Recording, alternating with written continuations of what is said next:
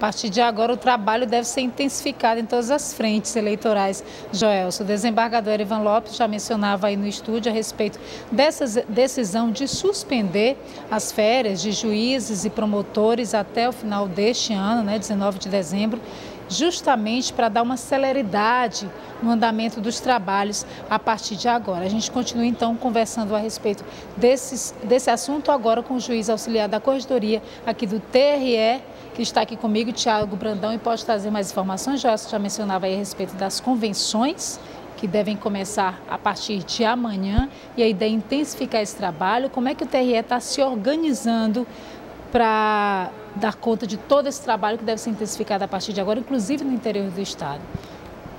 Boa tarde. Bom, boa tarde a todos.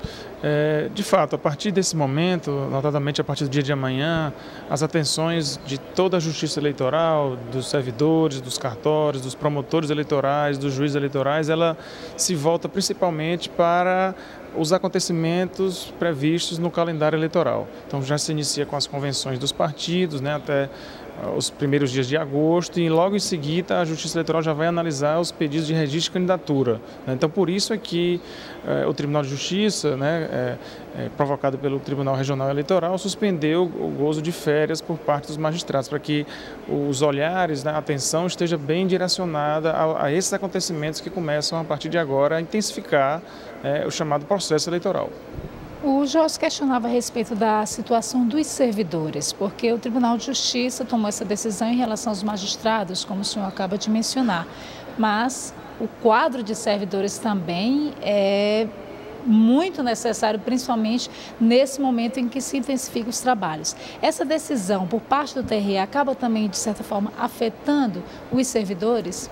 No caso dos servidores, é um pouquinho diferente dos magistrados, porque a Justiça Eleitoral é dotada de um quadro de servidores. O desembargador Erivan mencionou de forma bastante clara que não há um quadro de magistrados pertencente à Justiça Eleitoral. A Justiça Eleitoral toma emprestado, né, magistrados de outros segmentos de justiça.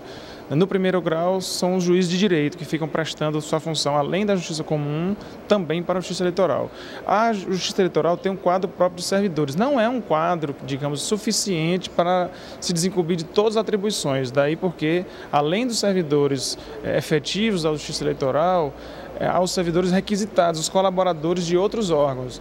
Esses são considerados para todos os fins como se servidores da Justiça Eleitoral o fossem, e também nesse período, a partir de agora, estarão com toda a atenção voltada também para os acontecimentos ligados ao processo eleitoral. Isso também no interior do estado deve ser intensificado? Certamente. Nós temos 5 zonas eleitorais aqui em Teresina, na capital, e as demais 93 zonas eleitorais estão todas sediadas no interior do estado. Esse trabalho já começa. Pergunta a respeito dessa organização do próprio Tribunal Regional Eleitoral, que deve se expandir não só para cá, não só aqui em Teresina, nas zonas eleitorais daqui de Teresina, mas também dos demais municípios. Exatamente. A gente vem passando no cronograma de atividades do próprio tribunal por cursos, né, de capacitação, tivemos já de magistrados, e treinamento dos servidores. Então, todos os representantes das 98 zonas estiveram aqui no tribunal, vão estar mais agora nas semanas seguintes para se prepararem para passo a passo dessas atividades do calendário eleitoral. Isso leva em consideração também a questão das mudanças na própria eleitoral. A gente observa uma redução, por exemplo, do tempo da propaganda, um rigor maior também. E aí vale lembrar que a participação do eleitor também é fundamental nesse processo, né? De que forma que o eleitorado pode ajudar o Tribunal Regional Eleitoral a fiscalizar as irregularidades. Verdade. Essa eleição, toda eleição a gente brinca dizendo que é algo diferente, né? A gente brinca até que o primeiro turno é uma eleição, o segundo turno é outra eleição, onde existia, obviamente. Mas assim, e essa eleição municipal de 2016 ela é permeada de várias novidades, né? Causadas pela mini reforma eleitoral do ano passado. Mas você mencionou bem, o principal ator no processo eleitoral é o eleitor. O juiz mais capacitado, o promotor mais capacitado, o servidor mais bem orientado, se tiver um eleitor preparado para exercer sua função, né, de forma livre e consciente, né, vai reduzir significativamente as preocupações da Justiça Eleitoral, porque a Justiça Eleitoral se preocupa com a anormalidade. Né? No processo de execução das eleições, planeja e executa o processo de votação no dia da eleição e apuração. Agora, no processo de investigação, de eventual irregularidade, ela ataca a anormalidade. E se todo eleitor tiver a sua consciência de procurar os candidatos para conhecer propostas, de recusar propostas indevidas ou aliciamentos indevidos, a Justiça Eleitoral vai contar com a grande colaboração da população nesse sentido.